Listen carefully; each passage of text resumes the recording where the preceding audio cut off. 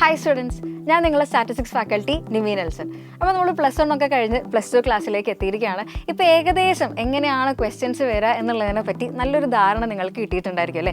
നമ്മൾ 10ാം ക്ലാസ് വരെ പഠിച്ച രീതിയല്ല, അല്ലെങ്കിൽ 10ാം ക്ലാസ് വരെ കണ്ട ക്വസ്റ്റ്യൻസോ പാറ്റേണോ ഒന്നും ആയിരുന്നില്ല +1ലും +2ലും നിങ്ങൾ ഇതിനെ കാണാൻ വേണ്ടി പോകുന്നത്. സോ +1ൽ നമുക്ക് കുറച്ചും കൂടെ കോൺസെപ്റ്റ് ബേസ്ഡ് ആയിട്ടുള്ള വളരെ സ്പെസിഫിക് ആയിട്ടുള്ള ക്വസ്റ്റ്യൻസ് ആയിരുന്നു ഉണ്ടായിരുന്നത്. ഇനി +1ന്റെ കേസിൽ പറയുകയാണെങ്കിൽ സ്റ്റാറ്റിസ്റ്റിക്സ് അല്ലാതെ ഏത് വിഷയം തന്നെ ആയാലും വളരെ ബേസിക് ആയിട്ടുള്ള കാര്യങ്ങൾ മാത്രമാണ് +1ൽ നിങ്ങൾ പഠിച്ചിട്ടുള്ളത്.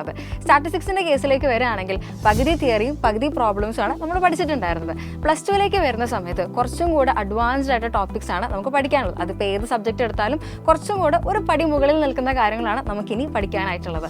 സ്റ്റാറ്റിസ്റ്റിക്സിന്റെ കേസ് പറയുകയാണെങ്കിൽ നമുക്ക് +2ലേക്ക് 13ഓളം ചാപ്റ്റേഴ്സ് വരുന്നുണ്ട്.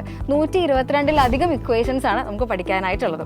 അപ്പോൾ കൃത്യമായിട്ടൊരു സ്ട്രാറ്റജി, കൃത്യമായിട്ടൊരു പ്ലാൻ ഇല്ല എന്നാണെങ്കിൽ നമുക്ക് ആ ഒരു എക്സാം ക്ലിയർ ചെയ്യാന്നുള്ളത് കുറച്ച് ഒരു ടഫായിട്ടുള്ള കാര്യമായിട്ട് വരും. കാരണം ഒരു 122 ഇക്വേഷൻ ഒരു എക്സാമിന്റെ തലേന്ന് ഇരുന്നാൽ നമുക്ക് ഒരിക്കലും പഠിച്ചു തീർക്കാൻ വേണ്ടി പറ്റില്ല. അപ്പോൾ ഈ അക്കാഡമിക്സ് മാത്രമല്ല, ഇത് കൂടാതെ തന്നെ കലോത്സവങ്ങൾക്ക് വേണ്ടി പ്രാക്ടീസ് ചെയ്യുന്ന കുട്ടികളുണ്ടായിരിക്കും. അതേപോലെ തന്നെ സയൻസ് ഫെയർ, മാത്സ് ഫെയർ അത്തരത്തിലുള്ള കോമ്പറ്റീഷന് പോകാൻ നിൽക്കുന്ന ആൾക്കാരുണ്ടായിരിക്കും. സ്പോർട്സ് കോമ്പറ്റീഷന് വേണ്ടി പ്രിപ്പയർ ചെയ്യുന്ന ആൾക്കാരുണ്ടായിരിക്കും. അപ്പോൾ ഈ അക്കാഡമിക്സിന്റെ കൂടെ നമുക്ക് ഈ കാര്യങ്ങളൊക്കെ കൂടെ പോകേണ്ടതായിട്ടുണ്ട്. ആൻഡ് ഇതിന്റെ കൂടെയൊക്കെ നമുക്ക് +2ൽ നോക്കുകയാണെങ്കിൽ നമുക്ക് +2ൽ ഒരു ടൂർ ഉണ്ടായിരിക്കും. അപ്പോൾ ഒരുപാട് കാര്യങ്ങളാണ് ഈ ഒരു ഒറ്റ വർഷം കൊണ്ട് തന്നെ നമുക്ക് കടന്നു പോകേണ്ടതായിട്ടുള്ളത്. ആൻഡ് നമുക്ക് ഈ ഒരു വർഷം നമുക്കറിയാം പ്രാക്ടിക്കൽ എക്സാംസ് ഉണ്ട്, അതിൻ്റെ റെക്കോർഡ്സ് നമുക്ക് പ്രിപ്പയർ ചെയ്യാനുണ്ട്, അക്കൗണ്ടൻസിക്ക് പ്രാക്ടിക്കൽസ് ഉണ്ട്, സ്റ്റാറ്റിസ്റ്റിക്സിന് പ്രാക്ടിക്കൽസ് ഉണ്ട്. അപ്പോൾ അതിൻ്റെ കാര്യങ്ങളൊക്കെ നമ്മൾ ഈ ഒരു വർഷം നോക്കേണ്ടതായിട്ടുണ്ട്. അപ്പോൾ ഈ അക്കാഡമിക്സ്, എക്സ്ട്രാ കരിക്കുലർ ഇതെല്ലാം കൂടെ എങ്ങനെയാണ് നമുക്ക് ഒന്നിച്ച് കൊണ്ടുപോകാൻ വേണ്ടി പറ്റുക? അതിനിപ്പോൾ തന്നെ കൃത്യമായിട്ടൊരു അക്കാഡമിക് പ്ലാൻ നിങ്ങൾക്ക് ഉണ്ടായിരിക്കണം. ഇനി +2വിന് ശേഷം CA, SCCA, CMA ഇതുപോലത്തെ കോഴ്സുകളിലേക്ക് പോവുകയാണെങ്കിൽ ബേസ് സ്ട്രോങ് ആക്കുക എന്നുള്ളത് നിങ്ങൾക്ക് വളരെ ഇമ്പോർട്ടൻ്റ് ആയിട്ടുള്ള ഒരു കാര്യമാണ്. എന്നാൽ മാത്രമേ ഇത്തരം പ്രൊഫഷണൽ കോഴ്സുകൾക്ക് നിങ്ങൾക്ക് കുറച്ചും കൂടെ ഹെൽപ്ഫുൾ ആയിരിക്കുള്ളൂ. ആൻഡ് ഇതിന് ശേഷം ഇനി ഡിഗ്രിക്ക് പോകുന്ന ആൾക്കാരാണെന്ന് വിചാരിക്കുക. ഡിഗ്രി കോഴ്സിലേക്കാണെങ്കിൽ CUET പോലത്തെ എൻട്രൻസ് എക്സാമിന് പ്രിപ്പയർ ചെയ്യേണ്ട സമയം കൂടിയാണ് ഇപ്പോൾ നിങ്ങളുടെ മുന്നിലുള്ളത്.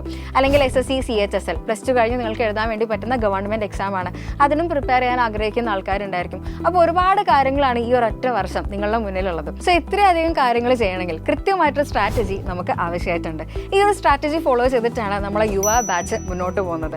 നമുക്കറിയാം കുറേ വ്യത്യസ്തമായിട്ടുള്ള ക്വസ്റ്റ്യൻസ് ആണ് നമ്മൾ കാണുന്നത്. ആ ക്വസ്റ്റ്യൻസ് എഴുതണമെങ്കിൽ, അത്തരത്തിലുള്ള ക്വസ്റ്റ്യൻസ് എഴുതണമെങ്കിൽ നമുക്ക് കോൺസെപ്റ്റ് ക്ലിയർ ആയിരിക്കണം. കോൺസെപ്റ്റ് ക്ലിയർ ആയിട്ടുള്ള ഒരു കുട്ടിക്ക് ഏത് രീതിയിൽ ക്വസ്റ്റ്യൻ വന്നാലും നമുക്ക് എഴുതാൻ വേണ്ടി പറ്റും.